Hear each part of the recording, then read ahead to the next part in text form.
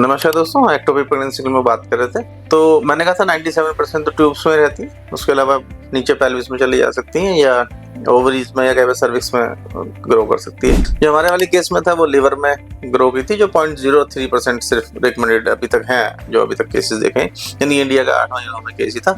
काफी लोगों ने क्वेश्चंस किए हैं, उसमें ये पूछा था क्या मेडिकल ट्रीटमेंट भी होता है। तो हाँ, होता है मेडिकल ट्रीटमेंट, इसके लिए करते हैं, मेथोट्रेक्सेट लगाते हैं इंजेक्शन, लेकिन उसकी सर्टेन कंडीशंस होती हैं, उसको वो डॉक्टर ही डिसाइड करता है कि कब लगाना है, और सर्टेन लोकेशन है, ट्यूब्स में होता है तो ही लगाते हैं, और उसकी कार्डियक एक्टिविटी नहीं होनी चाहिए उसमें फीटस में, तो उसको रिकमेंड करते हैं। Otherwise surgery is the only options. एक क्वेश्चन से एक और आया था कि उन्होंने पूछा था कि क्या एक्टोपिक प्रेगनेंसी के बाद में प्रेगनेंसी हो सकती हैं। तो आंसर है यस समहाउ, अगर ट्यूब्स पेटेंट रहती हैं तो।